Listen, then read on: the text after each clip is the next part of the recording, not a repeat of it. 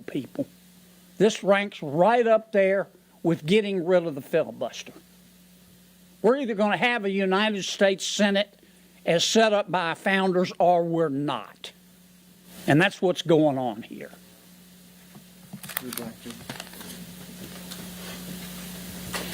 We all know that Chuck Schumer is playing politics with this. He has members that are very likely going to lose their seats, and he does not want them to have to take a vote on this. He also knows that the border and the lack of border security is the #1 issue with the American people. I hear it in Tennessee every day. So Chuck Schumer is trying to be too cute by half and devise a way to not have a trial. Now, here's what he had to say in 2019 prior to the impeachment of President Trump. He said, and I'm going to quote him, "We would do well to remember our constitutional duty to act as judges and jurors in a potential trial," end quote. So he fully realizes that this is our constitutional duty. It is ascribed to us to take up these articles, to hold a trial. But he is so power hungry, the only thing he can focus on is the November elections.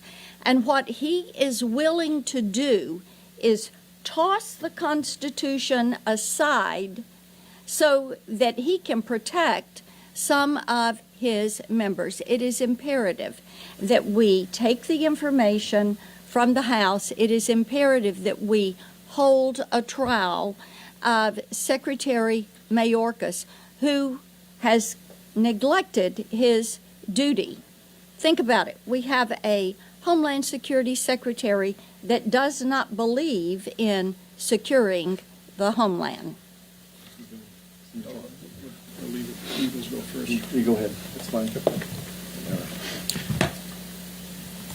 A moment ago, Senator Kennedy referred to this as akin to the nuclear option. This is certainly the most violent act undertaken at the United States Senate, violent against the institution of the Senate and its time-honored traditions since November of 2013, when Harry Reid deployed the nuclear option on the executive calendar filibuster. In a sense, this is even more serious. On the one hand, we deal more frequently on a day-to-day basis with the filibuster. But on the other hand, in this respect, this effort to nuke our traditions is even more serious here, because unlike the filibuster, which is rooted in tradition, in our rules, this one's rooted in the Constitution. Article 1 gives the House the sole power to impeach and gives the Senate the power and the duty to conduct trials of impeached officials. There have been 21 sets of articles of impeachment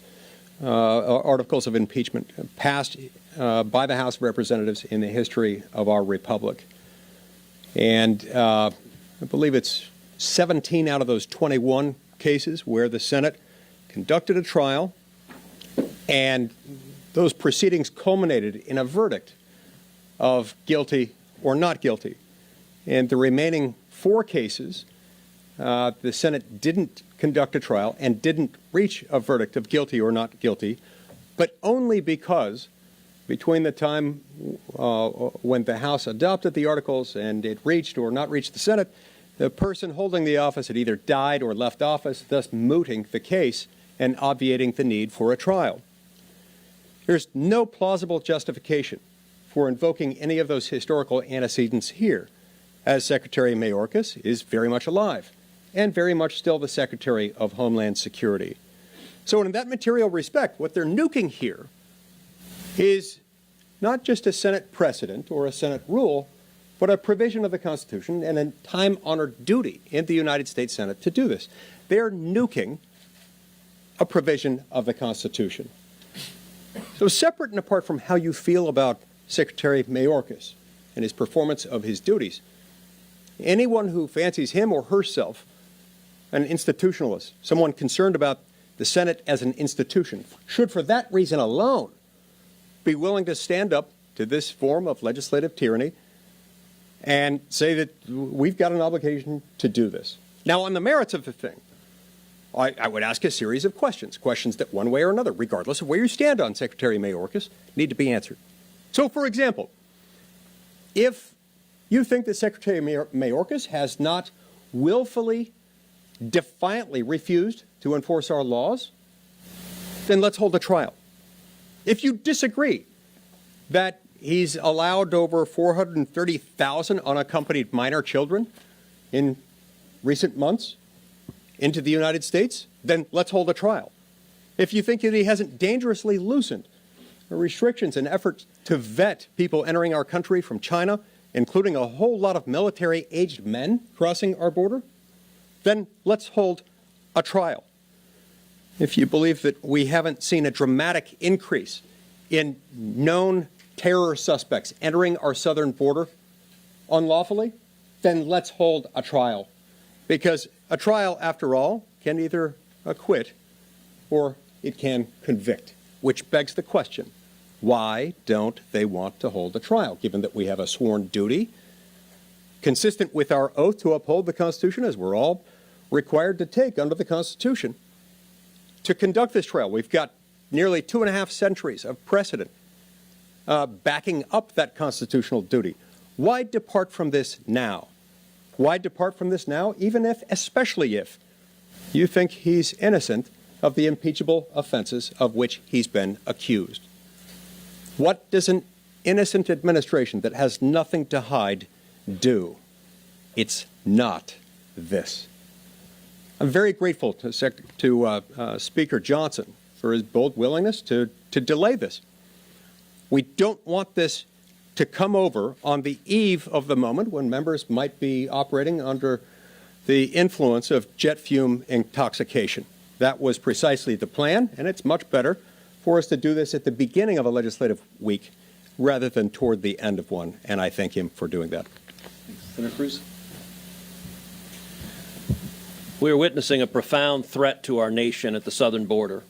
Joe Biden, Kamala Harris, and this entire administration has deliberately and willfully facilitated the criminal invasion of this country. It is a humanitarian crisis. It is a public safety crisis. It is a national security crisis. When Alejandro Mayorkas last testified before the Senate Judiciary Committee, I asked him how many migrants died last year crossing into this country. He said, I don't know. Of course he didn't. The number's 853, but this administration doesn't care about the body bags that their open borders are producing. When Joe Biden stood before Congress and gave the State of the Union address, he had planned in his remarks not to say a word about Laken Riley, the beautiful 22-year-old woman, the nursing student in Georgia, murdered by an illegal alien Joe Biden and Alejandro Mayorkas released into this country. When Biden gave his State of the Union address, he didn't mention the name Jeremy Caceres, the 2-year-old little boy murdered just miles away from here in Prince George's County, again by an illegal alien, that Joe Biden and Alejandro Mayorkas released into this country. He also didn't mention the Haitian illegal immigrant that Joe Biden and Alejandro Mayorkas flew from Haiti to America, released, who then violently raped a 15-year-old girl in Boston, Massachusetts, who was severely disabled. What we are witnessing is evil. It is wrong. That is why the House of Representatives impeached Alejandro Mayorkas, because he has aided and abetted the criminal invasion of this United States. And yet, Chuck Schumer and the Democrats don't want to talk about it. Even worse, Chuck Schumer and the Democrats want to defy their constitutional responsibility. 21 times in our nation's history, the House of Representatives has sent articles of impeachment over to the Senate. 21 times. Alejandro Mayorkas is only the second cabinet member ever to be impeached. The last time a cabinet member was impeached was 1876, 148 years ago. What Mayorkas has done is extraordinary, and its consequences are profound. Under the Constitution, the responsibilities of the Senate are simple and straightforward. They are to try this impeachment. Chuck Schumer doesn't want to do that. Instead, he wants to move to table the entire thing. And there are three reasons Chuck Schumer wants to move to table the articles of impeachment. Reason number one, he does not want to allow the House managers to present the evidence of Alejandro Mayorkas and this administration's willful decision to aid and abet this criminal invasion of this country. The second reason Schumer wants to table the articles of impeachment is he does not want a trial. He does not want the American people to see the facts.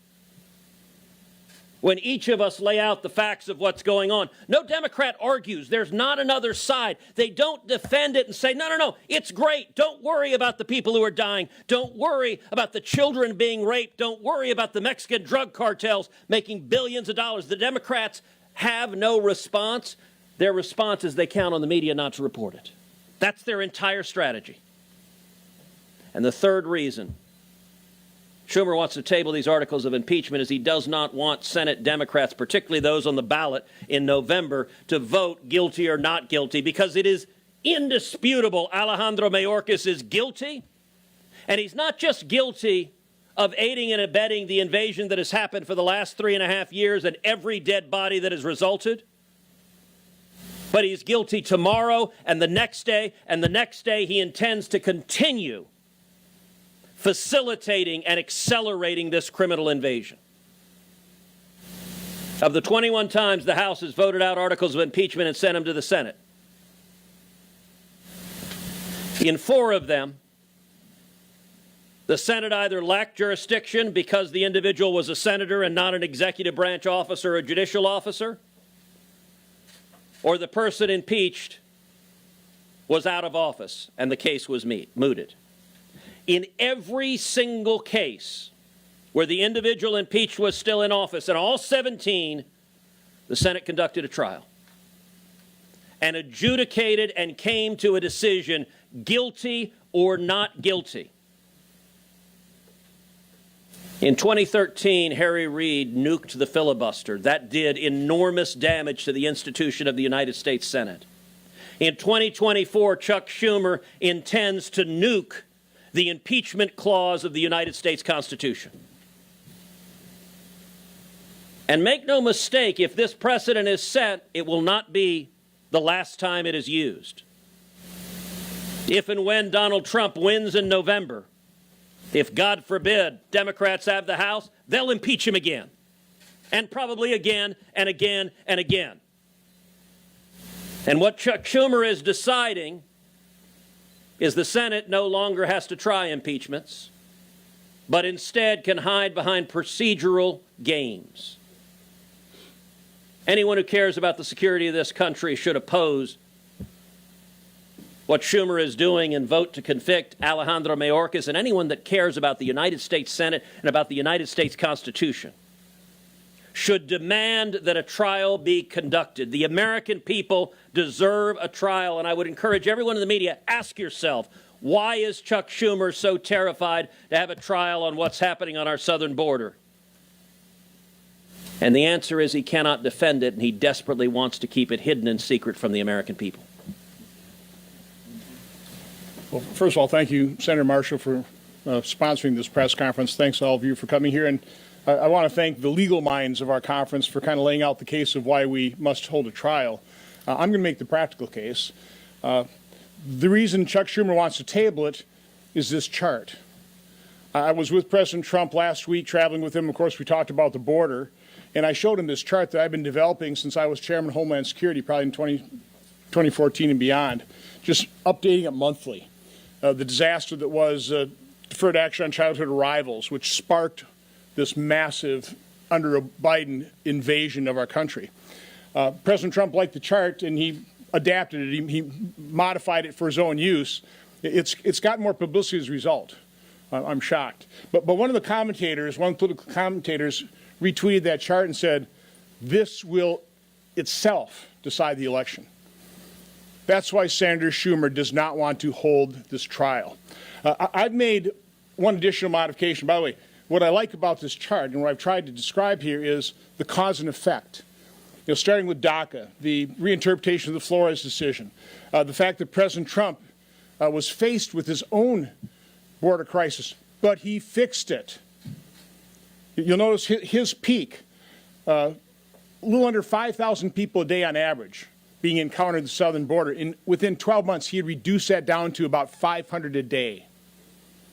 Now, that was before Title 42. What I've added to the chart now is expulsions under Title 42. So even though single adults started increasing in about May of 2020 during the election year because Democrat presidential candidates were vowing they would end deportation, they'd provide free health care. That was an incentive. That's the problem. The Biden administration, Democrats, they are incentivizing the invasion of this country. So more people started coming. But because of COVID, President Trump invoked Title 42. And he started expelling people. So you can see the incredibly small numbers of people under the Trump administration that President Trump allowed in this country. We had pretty well secured our border, setting up the next step of passing a functioning legal immigration system. I was working with Senator Lee and the Trump administration on that. We would have fixed these problems. But unfortunately, America made the wrong choice. They elected President Biden, and Democrats control the houses of Congress. And this is an important point to understand. Democrats, President Biden, want an open border. They caused this problem. We didn't need a law passed to have President Biden have the authority to close the border. President Trump, using existing law, closed the border. President Biden, using that exact same authority, opened it up. So you can see the explosion from the end of the end of the Trump administration, where virtually we had the border closed, and then the explosion and the widening gap as President Biden allowed Title 42 to expire. But even without that, even using Title 42, they welcomed, they incentivized families, unaccompanied children, and subjected them to the depredations. Their open border policy facilitates the multi-billion-dollar business model of some of the most evil people on the planet. The human traffickers, the sex traffickers, the drug traffickers, poisoning our cities. That's what Biden and the Democrats, and this is important to note too, it's not just President Biden. This is Democrat policies. That's what must be defeated. But Senator Schumer wants to nip this impeachment trial in the bud because he doesn't want the House managers to make the case, to explore exactly what happened, how their actions, how their policies are causing this invasion. They don't want to be held accountable. That's why a trial is imperative in the United States Senate, and why I so appreciate what Speaker Johnson apparently just announced, that he's going to delay delivery of these things so that Senator Schumer doesn't have Thursday at 1 o'clock to just snuff this thing out. So again, thank you, Senator Marshall. Thank you all. And Senator Schmitt. Thank you. Politically speaking, if there were a Mount Rushmore of worst cabinet members in the history of our country, Secretary Mayorkas would be on that Mount Rushmore. He'd be one of the faces. Legally speaking, he's subverted the laws of the United States, and that's what this is all about. But before we get to that, we have to have a trial. The Constitution calls for it. In the history of this country, as you've heard here today, what Chuck Schumer is about to do has never happened. In a town that says things are unprecedented all the time, this actually is unprecedented. The idea that you would dismiss or table something that is part of our duties, when we raise our right hand, when we take this office, something that we're supposed to do. Chuck Schumer is willing to throw all of that away because he's afraid of a couple of news cycles. And we hear a lot about threats to democracy. Ladies and gentlemen, there's only one party in this country trying to throw a political rival off the ballot, throw him in jail for the rest of his life, end the filibuster, destroy the Senate, and end impeachment forever. That is what their game plan is. And so I would just simply ask, even my colleagues on the other side of the aisle, this is our job. This is our job, regardless of how you're going to vote. Because 200 years from now, people will look back, senators who we don't know their names and sitting in seats in that chamber, will look back to what happened in the next 7 days. And it will set a course for the rest of American history, because there's no going back. Once you break the seal here, there will be no impeachment trials ever again. And Chuck Schumer likes to say history is watching. And I would remind him, history is indeed watching, Chuck Schumer. Do the right thing, hold the trial, let the chips fall where they may. Thanks, Eric. I'm going to make one point, and we'll open it up for questions. Several of us have pointed out that Senator Schumer is unleashing another nuclear weapon here. But can you imagine what the retaliation might be? Could you imagine a day and time where we have a Republican president, a Democrat-controlled House, they impeach the Republican president, they send it to a Republican-controlled Senate, and that Senate said, we're going to table it. I just think that Americans and the national media would lose their minds over it. But we're letting Chuck Schumer get by with it for whatever reason now. So let's do questions. I should go ahead. Just confirming here, you guys, a couple of you have already said that Speaker Johnson has already agreed to delaying this. You heard directly from the Speaker because he tweeted 2 hours ago that they were sending them the speech articles. Okay, so he's delayed this. If this is delayed to Monday, what then? How do you get a trial? How do you try to obstruct Schumer from dismissing this? Well, remember, Come up to the microphone, Mike, so they can record it better. remember, once they deliver articles of impeachment, it triggers a whole different set of rules. The Senate has exactly 3 states of being: legislative calendar, executive calendar, and impeachment court calendar. The minute we receive the articles, we are convened, they read the articles, we get sworn in, and then we go about a process to negotiate the precise procedural metes and bounds of this particular impeachment proceeding. And in those, we make arguments. We're allowed to make, in theory, unlimited motions, subject to being ruled dilatory by the presiding officer, Patty Murray, in this instance, because the president's not on trial. And so we'll be making arguments and points of order in the unfortunate event that they decide to proceed with this disastrous approach to nuke impeachment, at least nuke impeachment in all cases where the party in control of the majority of the Senate finds itself in opposition to the impeachment. Remember, it has not been very long since we conducted 2 impeachment trials involving the 45th President of the United States, the first of which came over to us at a time when we Republicans were in control of the United States Senate. Think about it this way. Over time, you've seen the Senate gradually whittling away its own authority and with it, its own obligations. On the legislative calendar, we've seen the Senate and the House sadly transferring a disproportionate share of our lawmaking power over to unelected, unaccountable bureaucrats in the executive branch of government. On the executive calendar side, we've seen ourselves whittle down the number and the percentage, the portion of federal appointees, presidential appointees, subject to Senate confirmation. We'll now have a trifecta if we undertake this task, where we will have yet again narrowed down our constitutional duties, and that's shameful. But getting back to your question, this will be all about making those arguments, and we'll have more time to do them.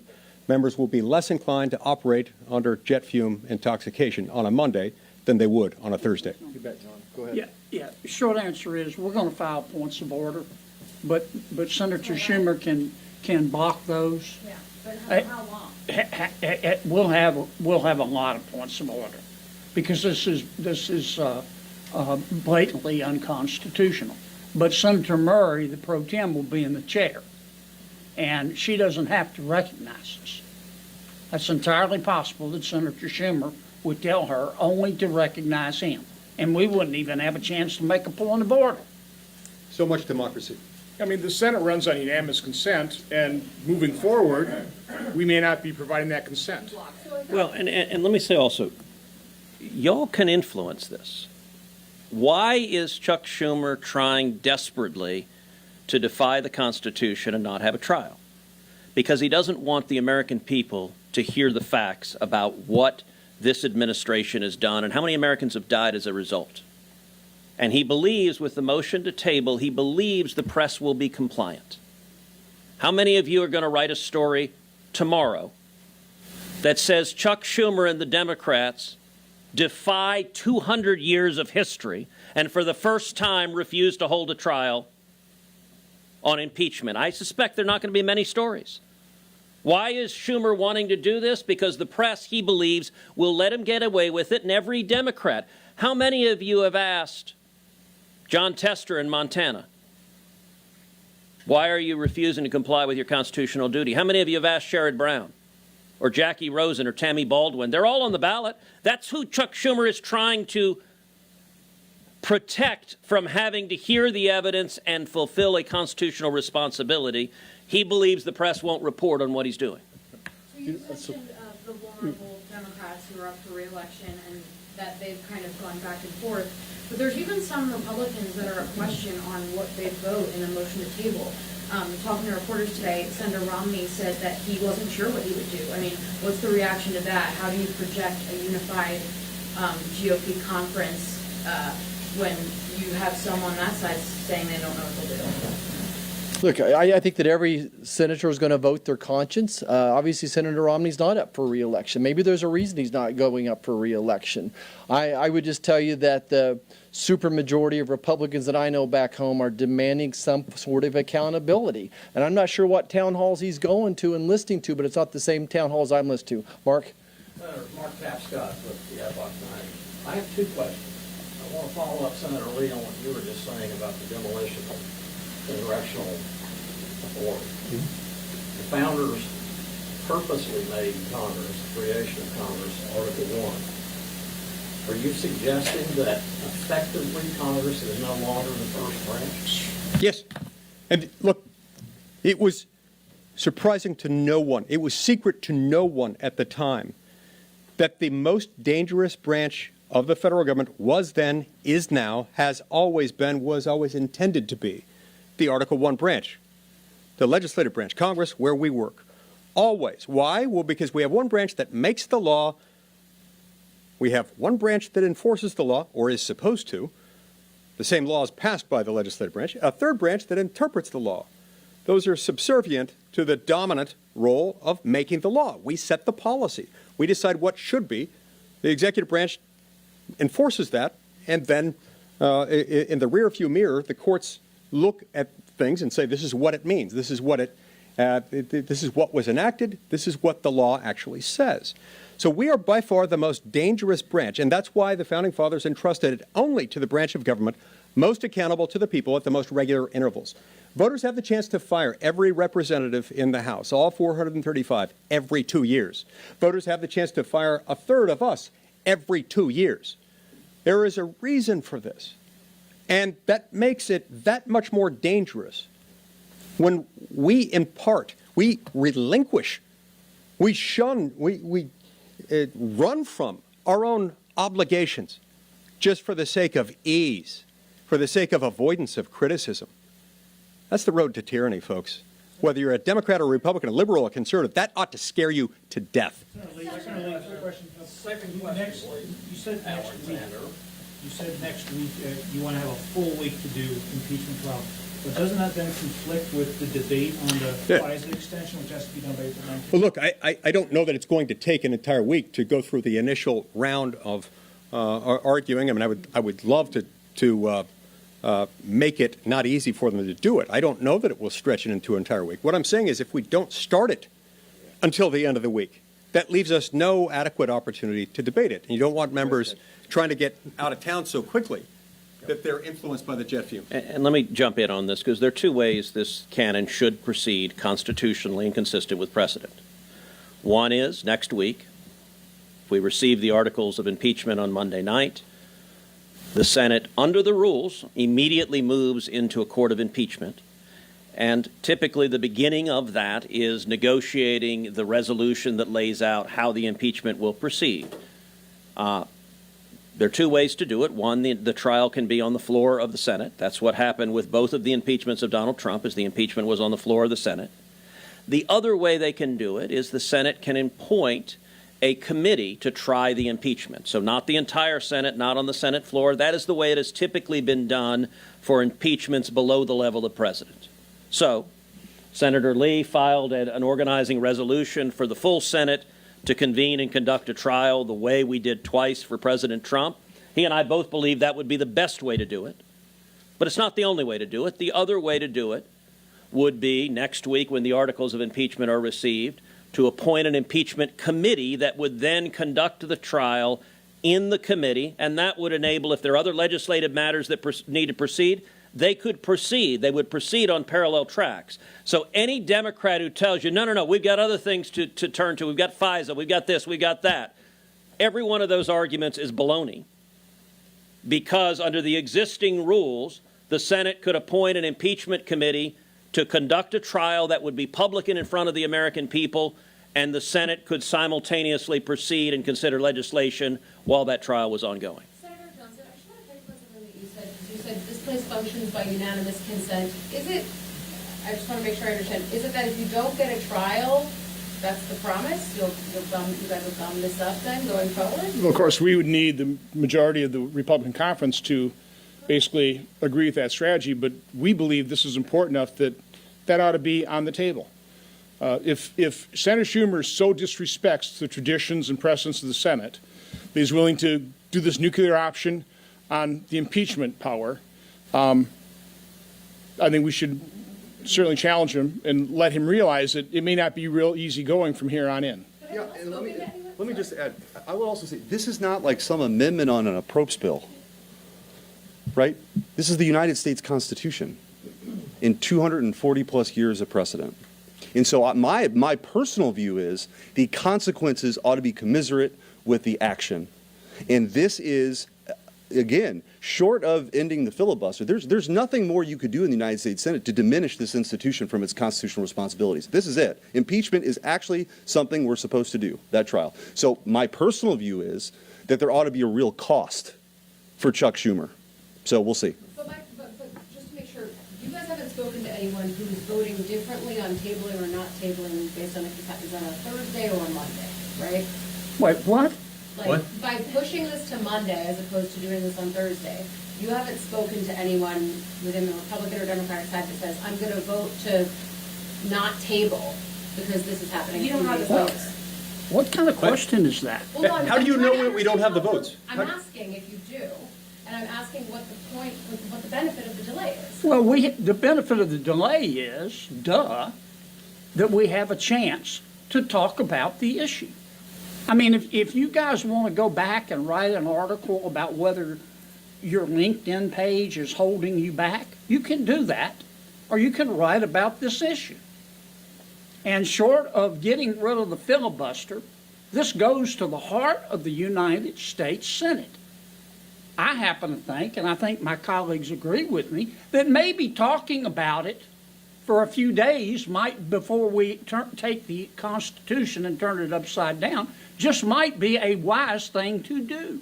Well, and Now, I can't tell you that every Republican is going to vote for this. I can't tell you that. And nor do you know as well as I do that we have some free-range chickens, and they wander off, and sometimes we can't catch them. They're healthy, though. And they have the right to be free-range chickens. I'm just telling you, all these questions that are being asked, you're falling into Senator Schumer's trap, because he's going to try to muddy up this water to make it look deep. There's nothing complicated about this. You either believe in the Constitution or you don't. I will say there was strong consensus in the Senate lunch today to delay this delivery of impeachment so we can have this discussion, because we feel this is an important discussion to have. So, again, that was almost unanimous consensus. Nobody, people asked, anybody dissent? Nobody did. Yeah, and by the way, Joe Manchin and Kirsten Sinema bucked Chuck Schumer on the filibuster just a couple years ago. So I don't know. There might be Democrats who actually care about the Constitution too. Nah. But if they're allowed to get away with this tabling or dismissal, that would be. And let's be clear, the question, what difference does it make? doing it on a Thursday afternoon. Every one of you covers Capitol Hill. You're aware on Thursday afternoon, senators rush to the airport and fly to get out of here. Schumer wants it on a Thursday afternoon because he wants no coverage. He wants it to go away quickly. The advantage of starting the week with it is it enables the Senate to focus on it. We ought to do our job. And I will say the question a minute ago that was asked, well, you don't have the votes. Understand what you say when you say that we don't have the votes. You're saying that you know that every single Democrat senator does not give a damn about what evidence might be presented, wouldn't listen to the evidence, wouldn't be open to any evidence, doesn't care about the people being killed, doesn't care about the 100,000 Americans who died of drug overdoses last year, doesn't care about the little boys and girls being violently sexually assaulted. They don't come to the border. They don't look them in the eyes. I do. Every one of us here has been to the border. We've seen children. We've seen women who have been brutalized by the cartels. And your question assumes no Democrat cares. They're all okay with the open border. By the way, remember that when you write the stories about each of the Democrats saying, I'm very concerned about border security, because they're going to say that in their election ads. They're going to claim they're very concerned about it. Well, if they are, we ought to have a trial. And the reason Schumer doesn't want a trial, he doesn't want the evidence in front of him. And you know, the Democrat senators don't care about the people that are getting hurt by these open borders because their only priority is political power. I'm going to make one point, too, is that public sentiment, public opinion does drive an impeachment trial. 1974, I'm a young boy watching Watergate hearings. And those hearings, with all the American eyes on those, as boring as those hearings were, they drove an impeachment trial to the point that caused Richard Nixon to resign. And just like the press then had a responsibility, the press has a responsibility now, I hope, to talk about the significance of this nuclear option. Yeah, go ahead. Consider it a success if you were able to, usher in that pressure to make Mayorkas resign, even if you don't necessarily vote to convict or remove? Mayorkas isn't going to resign. You know that, and I know that. You mentioned points of order, sir. Could you detail the kinds of points of order you're thinking of offering? I know you said it's up to them in terms of whether they recognize you, but what are your ideas in terms of Well, I'm not going to tell you. Just stay tuned. You should actually watch the proceedings. But I will tell you this: you'll be impressed. Okay? But we will have lots of points of order, and we will have lots of motions. But let me say it again. And maybe some free-range chickens. And maybe some free-range chickens. But I don't know if it will even get to make them. Right, or Because if Senator Schumer walks in there and gives the high sign to the Speaker pro tem, and she won't recognize anybody but Senator Schumer, they can even get rid of our responsibility to raise points of order because this thing is unconstitutional. Yep. I mean, it's clearly unconstitutional. good, go ahead. What's the bare minimum you need to see from the trial to say that you're satisfied with how the process went before a vote is taken? I want a trial. The trial.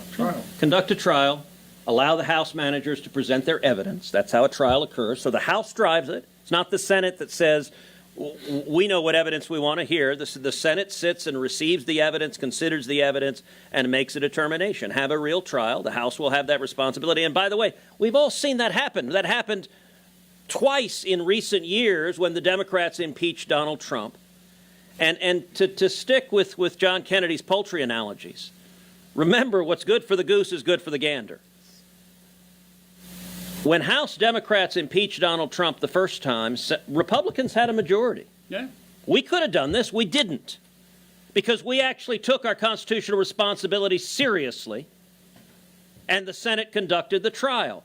The question is there even one Senate Democrat, one, who takes the Senate's constitutional responsibility seriously now? And if the answer is no, I can promise you, the next time we see an impeachment, if the Senate is in the same party as the president, you're not going to see a trial. You're seeing the Democrats erase the impeachment clause from the Constitution, and that is a serious, serious threat to the rule of law.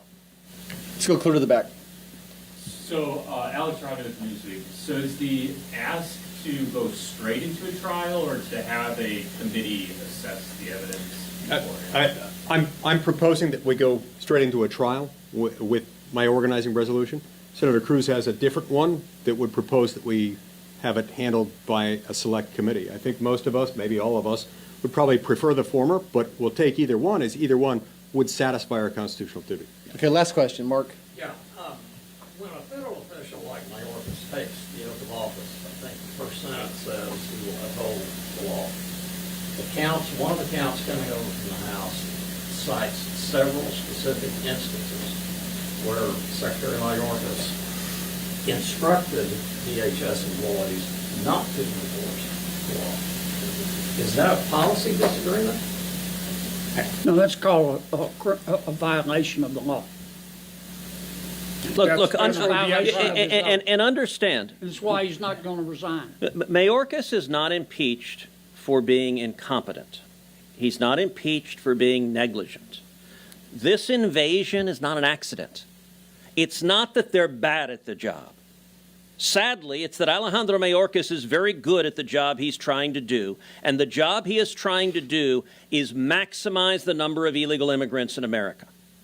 This is absolutely deliberate, and this is flouting the law. Look, I've said several times, Joe Biden has done something I thought was impossible. He made me miss Barack Obama. Listen, Barack Obama, there are lots of things I disagreed with. There are lots of things I disagreed with about Barack Obama. But when it came to immigration, Obama, by and large, followed the law. And in particular, Obama deported millions of people. Remember, the left got mad at Obama. They called him the deporter-in-chief. We have never seen a president of the United States do what Joe Biden is doing, which is utterly flouting the law. Not only is Mayorkas not trying to secure the border, he's trying to accelerate illegal immigration. He wants the 10.4 million illegal immigrants to become 20 million, 30 million, 40 million, because he views them all as future Democrat votes. And so this is different from saying he's not very good at his job. This is openly defying the law, and this is aiding and abetting Mexican criminal cartels, human and drug traffickers that have become decabillionaires because of these open border policies. So one final comment, because I want to disagree with Senator Cruz. It was President Obama that sparked this invasion with the Deferred Action on Childhood Arrivals memorandum. That was a lawless act that caused all of this. And by the way, I do have that new chart for all of you if you want it. We probably got a couple dozen copies, but thank you, sorry, everybody. Ted. Thank you. And by the way, Ron's got a tattoo of the chart, too. It's really, it's impressive. Stop. Updated monthly. Stop. Stop. Thanks, everybody. It's right there if you want it. Copies right here. Different color codes to match your outfit? Or? I can take art.